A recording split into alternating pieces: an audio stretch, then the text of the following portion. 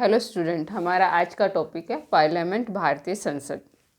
Article 79 to 122 part 5th of the constitution deal with the composition, duration, organisation, officers, process, privilege, powers and so on parliament.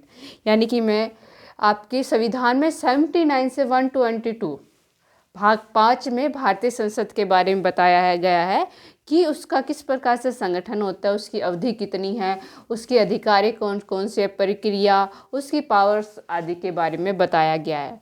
अगर मैं parliament के अंगों की बात करूँ तो बेटा इसके 3 अंग हैं जो बहुत ही महत्वपूर्ण है, जिसके बिना पार्लियामेंट अधूरी मानी जाएगी या उसको संपूर्ण नहीं माना जाता। तो सबसे पहला है प्रेसिडेंट, यानी कि राष्ट्रपति जो है इसका महत्वपूर्ण अंग होता है। दूसरा अंग है इसका राज्यसभा और तीसरा अंग है उसका लोकसभा। इस थ्योरी को हम वेस्टमिनिस्टर मॉडल भी कहते हैं। भारतीय संसद वेस्टमिनिस्टर थ्योरी पर बेस्ड है। वेस्टमिनिस्टर थ्योरी का मतलब है कि जब जो है आपकी कार्यपालिका विधान पालिका के प्रति उत्तरदायी होती है तो उसे वेस्टमिनिस्टर थ्योरी या संसदीय प्रणाली कहते हैं। अगर कभी भी क्वेश्चन आता है मल्टीपल चॉइस में कि संसदीय प्रणाली क्या होती है, तो एक लाइन में इसका आंसर यही होता है कि जब कार्यपालिका विधान पालिका के प्रति उत्तरदायी हो तो उसे वेस्टमिनिस्टर थ्योरी कहते हैं। अगर भारतीय संसद के अंग पूछे जाएँ तो भारतीय संसद के अंग 3 हैं बेटा, राष्ट्रपति, राज्यसभा और लोकसभा। अब हम बात करते हैं फीचर ऑफ पार्लियामेंट। तो फीचर यानी कि भारतीय संसद की क्या क्या विशेषताएं हैं। तो सबसे पहले हम विशेषता बताते हैं by cameral features. By cameral feature का मतलब है कि हमारी भारतीय संसद में 2 सदन हैं। अभी जो हमने बताया, एक राज्यसभा और दूसरा है लोकसभा। जो ये वाली विशेषता है बेटा द्विसदनीय शासन प्रणाली की, ये हमने ब्रिटेन से प्रभावित होकर ग्रहण किया। ब्रिटेन में ही भी 2 हाउसेज है, house of common and house of Lord. तो ऐसा ही अमेरिका में भी है कि एक सीनेट, दूसरा होता है हाउस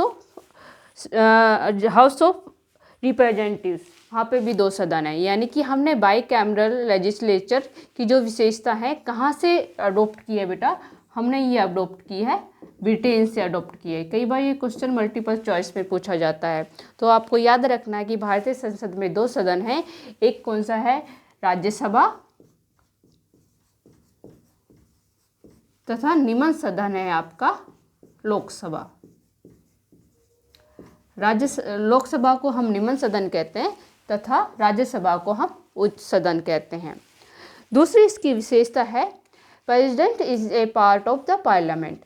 जो आपका राष्ट्रपति है, अभी मैंने आपको बताया, वह आपकी पार्लियामेंट का अंग होता है। बट ये दोनों इस जो पार्लियामेंट के अंग होता है प्रेसिडेंट, बट जो प्रेसिडेंट होता है वो किसी भी सदन का सदस्य नहीं होता है। इसके बावजूद भी वो पार्लियामेंट का महत्वपूर्ण अंग है। कोई भी बिल राष्ट्रपति के हस्ताक्षर के बिना विधेयक कानून का रूप नहीं ले सकता है। इसके अलावा उसकी अगली विशेषता है कि आपकी कार्यकारिणी कार्य। भारतीय संसद वैधानिक नहीं बल्कि कार्यकारिणी कार्य भी करती है। 75 थर्ड में इसमें बताया गया है। इसमें बताया गया है कि आपकी कार्यपालिका विधान पालिका के प्रति उत्तरदायी रहेगी। विधान पालिका का कार्यपालिका पर पूर्ण नियंत्रण रहेगा। इसके अलावा क्या है इसकी विशेषता, inequality in the power between the 2 houses. 2 houses बेटा यही है। इनकी जो हम शक्तियों का आगे वर्णन करेंगे, उसको पढ़ेंगे, हम देखेंगे कि लोकसभा की शक्तियाँ अधिक है और राज्यसभा के पास ना के बराबर शक्तियाँ हैं। फिर हम अगली बात करते हैं provision of the joint meeting of the both houses. बेटा जब भी संसद में सत्र चल रहे होते हैं, जब हम कोई भी ऐसा विधेयक आता है, ऐसा बिल आता है जहां दोनों हाउसेस के बीच में कंट्रोवर्सी हो जाती है, सामान्य, और ये भी कहे वो सामान्य बिल होना चाहिए, सामान्य संविधान संशोधन होना चाहिए। उस कंडीशन में अगर दोनों हाउसेस के बीच में कंट्रोवर्सी हो जाती है तो ज्वाइंट मीटिंग का भी प्रोविज़न है। जब ज्वाइंट यानी कि दोनों हाउस एक साथ बैठेंगे उस कंडीशन में क्या है, जो स्पीकर है उसकी अध्यक्षता करेगा। लेकिन ये ज्वाइंट मीटिंग बुलाने का अधिकार किसके पास होता है? राष्ट्रपति के पास होता है। राष्ट्रपति ज्वाइंट मीटिंग बुला सकता है और जो लोकसभा का स्पीकर है उसकी अध्यक्षता करता है। अब तक 3 बार भारतीय इतिहास में इस प्रकार के ज्वाइंट सेशन बुलाए गए हैं। आपका पहला सेशन 1961 में बुलाया गया, दूसरा 1978 में और तीसरा 2002 में बुलाया गया है। फिर अगली जो इसकी विशेषता भारतीय संसद की वो है representation to the union territory, कि भारतीय संसद में केवल राज्यों का ही प्रतिनिधित्व नहीं है बल्कि संघ शासित जो प्रदेश है, यूनियन टेरिटरीज है, उनका भी प्रतिनिधित्व है। जो राज्यसभा में है यूनियन टेरिटरी, केवल दिल्ली से 3 प्रतिनिधित्व है और लोकसभा में सभी यूनियन टेरिटरी से टोटल मिला के 13 सदस्य हैं इसके। फिर है लैक ऑफ सोवरेंटी। इसका क्या अर्थ है बेटा? इसका अर्थ है कि भारतीय संसद जो है वो पूर्ण से संप्रभुता संपन्न नहीं है।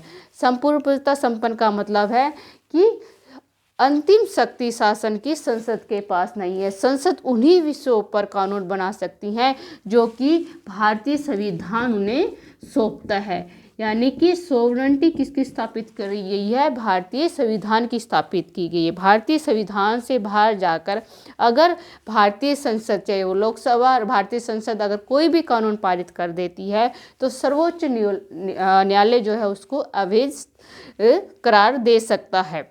इसके बाद है आपकी representation on the basis of population. जो यहाँ पे राज्यसभा है चाहे लोकसभा में, जो राज्य अलग अलग राज्यों से संख्या डिसाइड की है मेंबर्स की, वो उस राज्य की जनसंख्या के आधार पर डिसाइड की गई है कि किस राज्य से कितनी संख्या जाएगी। जैसे हरियाणा की बात बताऊं, हरियाणा में लोकसभा में 10 सदस्य नियुक्त होते हैं तथा राज्यसभा में 5 सदस्य की सीट है। तो ये संख्या किस आधार पर है? ये पॉपुलेशन, किसी राज्य की पॉपुलेशन के आधार पर है।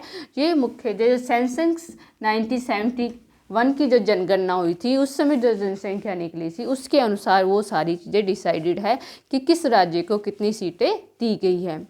फिर है provision of the nomination of member. Nomination बेटा, नॉमिनेशन का मतलब है कि कुछ सदस्य तो लोकसभा और राज्यसभा में डायरेक्ट चुनाव के द्वारा चुनकर आते हैं, लेकिन कुछ सदस्य ऐसे हैं जो भारतीय राष्ट्रपति द्वारा मनोनीत किए जाते हैं। राज्यसभा में इनकी संख्या कितनी है? 12 सदस्यों को राष्ट्रपति मनोनीत करता है तथा जो है लोकसभा में 2 सदस्यों को। इसका क्या अर्थ है? लोकसभा में 2 सदस्य वो होते हैं जो एंग्लो इंडियन होते हैं। अगर राष्ट्रपति को लगता है कि लोकसभा में किसी एंग्लो इंडियन को प्रतिनिधित्व नहीं मिला है तो 2 सदस्यों को राष्ट्रपति लोकसभा में नियुक्त कर सकता है, मनोनीत कर सकता है तथा इसी प्रकार राज्यसभा में 12 सदस्यों को मनोनीत करने का अधिकार राष्ट्रपति के पास है। डिटेल में हम जब लोकसभा और राज्यसभा को पढ़ेंगे तो उस समय पढ़ेंगे कि ये जो मनोनयन है किस प्रकार राष्ट्रपति करता है। आशा करती हूँ कि आपको भारतीय संसद के बारे में ये जो टॉपिक है वो समझ में आया होगा। कोई भी अगर क्वेरी हो, कोई भी क्वेश्चन हो तो कमेंट बॉक्स में लिखकर आप मुझसे पूछ सकते हैं। धन्यवाद।